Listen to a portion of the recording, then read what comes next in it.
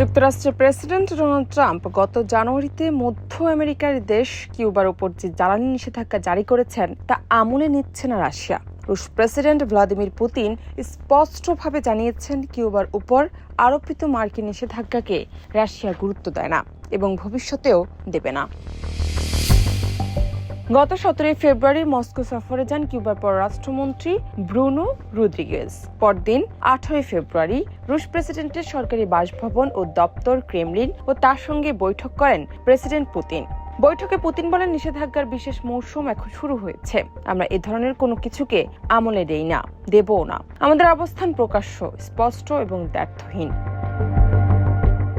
1959 সালে ফিদেল ক্যাস্ট্রোর নেতৃত্বে কমিউনিস্ট বিপ্লবের পর থেকে ওয়াশিংটনের সঙ্গে দূরত্ব তৈরি হয় কিউবার। সে সময় ঘনিষ্ঠ মিত্রতায় আবদ্ধ হয় তৎকালীন সোভিয়েত ইউনিয়ন ও কিউবা।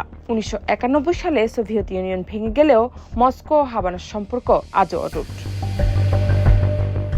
2026 সালের 4 জানুয়ারি যুক্তরাষ্ট্রের সামরিক অভিযানের মাধ্যমে ভেনেজুয়েলার প্রেসিডেন্ট নিকোলাস মাদুরাকে আটক করে যুক্তরাষ্ট্রে নিয়ে যাওয়ার পর বড় ধরনের জ্বালানি সংকটে পড়ে কিউবা। কারণ মাদুরো সরকার কিউবাকে স্বল্প মূল্যে নিয়মিত তেল সরবরাহ করত। সেই সরবরাহ বন্ধ হয়ে গেলে পরিস্থিতি আরও জটিল হয়ে ওঠে।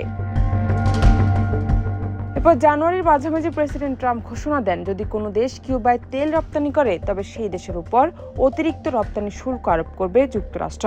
তবে কিউবার পাশে দাঁড়ানোর ঘোষণা দিয়েছে রাশিয়া। জানাত নিপু, দেশ রূপান্তর।